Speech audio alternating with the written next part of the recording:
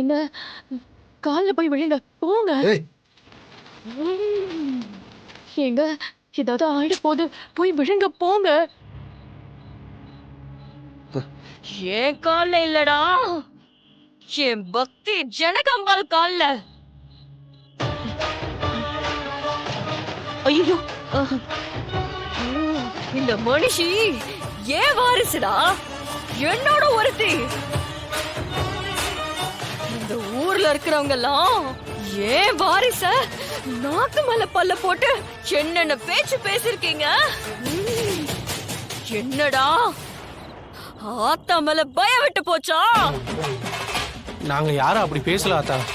பேசுனீங்களேடா, என் சன்னதியில நடந்த எல்லாத்தையும் நான் பார்த்துட்டு தானே இருந்தேன்.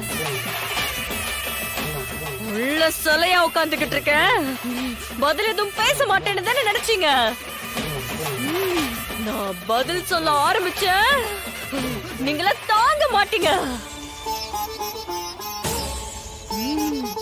என் பிள்ளைங்க நீங்க உங்களை அழிக்க கூடாதுன்னு பார்த்தா ஆணவத்துல ஆடுறீங்களா?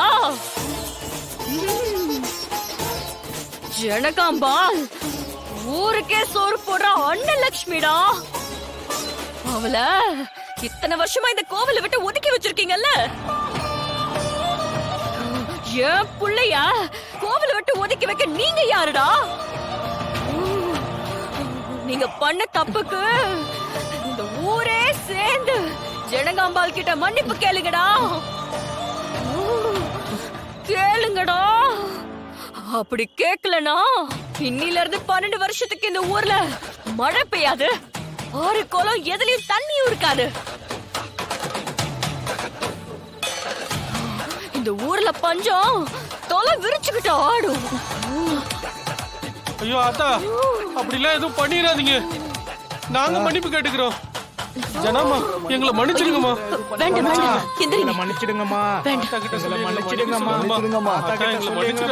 சொல்லுங்கம்மா. வயசுல என்னை விட மூத்தவங்களா இருக்கீங்க, சின்னவனா என் கல்ல விழக்கூடாது. விழலாம், அவங்க பண்ண தப்புக்கு உன் கால விழலாம், தப்பு இல்ல. அது மட்டும் இல்ல, இந்த கோவிலோட தலைக்கட்டு மரியாதை அத்தனையும் இந்த வருஷத்துல இருந்து நீ எல்லா வருஷமும் இந்த ஜனகாம்பால் கைக்கு தான் போகணும். ஆத்தா